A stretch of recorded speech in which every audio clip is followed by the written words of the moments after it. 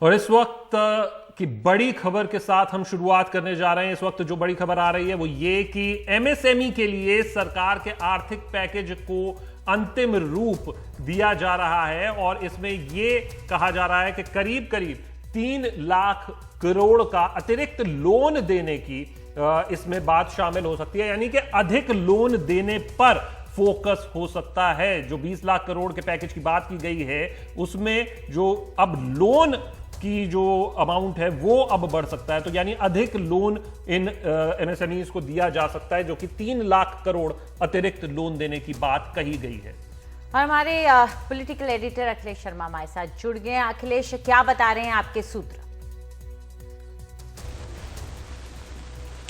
देखिए, काफ़ी महत्वपूर्ण ये ऐलान होने जा रहा है एमएसएमई को लेकर। ये वो सेक्टर है जिसके ऊपर सबसे ज़्यादा दबाव पड़ा है लॉकडाउन का। इसमें बड़ी संख्या में जो है लोग काम करते हैं, या अनऑर्गेनाइज सेक्टर है, और इसीलिए इसमें सबसे ज़्यादा मदद की दरकार है। जो हमें जानकारी मिली है उसके मुताबिक ये बड़ा पैकेज एक एमएसएमई के लिए घोषित होने जा रहा है जल्दी ही। इसमें सबसे बड़ा जो पॉइंट है वो ये है कि जितनी भी रजिस्टर्ड कंपनियां हैं अंजलि, उनको 20% अधिक लोन दिया जाएगा। तो मान लीजिए अगर किसी कंपनी के ऊपर 10 करोड़ का लोन है तो उनको 4 करोड़ का लोन अतिरिक्त जो है उसमें मिल सकता है, ये बात कही गई है। दूसरी बात इसमें महत्वपूर्ण ये है कि इस तरह से कम 3 लाख करोड़ रुपए का अतिरिक्त लोन देने की बात इन तमाम एमएसएमई कंपनियों को की जा रही है। ये वो कंपनियां होनी चाहिए जिन्होंने कि अपना आयकर चुकाया है, रजिस्टर्ड कंपनी होनी चाहिए, और वो कंपनी जिसने अपना आयकर चुकाया है। ये 8 पॉइंट का एक जो है फैसला करने की बात हो रही है। इसके अलावा जो दूसरा इंपॉर्टेंट पॉइंट है वो ये है कि अप्रैल से जून तक, जबकि सारा धंधा चौपट है, सब कुछ बंद है, तब का वेतन कहां से लेकर के आएंगे, ये सबसे बड़ा सवाल है। तो इसके लिए भी इसमें प्रावधान करने की बात की गई है। Employ state insurance corporation ESIC जो होता है, उससे पैसे निकाल करके हर महीने की 3 महीने की तनख्वाह दे दी जाए, ये प्रस्ताव है। इसमें करीब 31,000 करोड़ रुपए अभी ESIC के पास है, लेकिन इसमें सरकार भी अपनी ओर से कुछ रकम दे सकती है।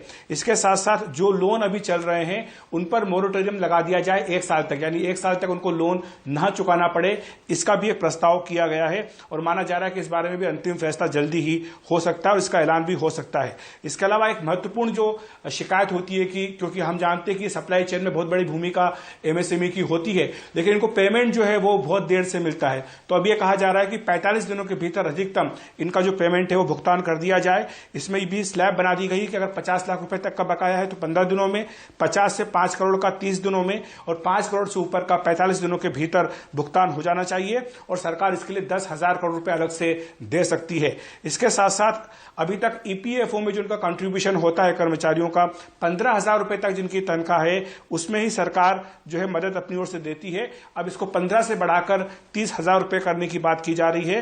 तो इनका प्रीमियम अब सरकार देगी, तो इससे सरकार के ऊपर करीब 5,000 करोड़ रुपए का प्रीमियम का जो है बोझ आ सकता है। इसके साथ साथ ये भी कहा गया है कि जो कंपनी लोन ले रही है उसमें सरकार मदद करेगी। तो अगर एनुअल इंटरेस्ट 12% है तो उसमें 2% इंटरेस्ट जो है वो सरकार भी दे सकती है। यह भी इसमें एक महत्वपूर्ण बात कही जा रही है। इसके अलावा जो अच्छे उद्यम हैं एमएसएमई के, उनकी पहचान करके सरकार उनमें निवेश करेगी।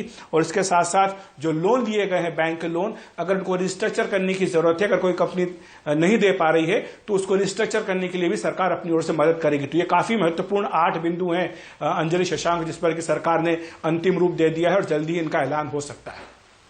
शुक्रिया अखिलेश, इसको विस्तार से समझाने के लिए, बताने के लिए। तो कहीं ना कहीं जो जिस तरीके से हम लगातार सुबह से अखिलेश के साथ, हिमांशु के साथ हम चर्चा कर रहे थे, और जैसा कि उन्होंने बताया था, तो अहम बिंदु ये 8 बिंदु हैं जिसके तहत ये राहत एमएसएमई सेक्टर को दी जा रही है, जिसमें कि 3 लाख करोड़ तक की ये राहत है, और जिसमें बैंक से वो अधिक लोन ले सकेंगे। लेकिन अलग अलग पॉइंटर्स में भी अखिलेश ने समझाने की कोशिश की है।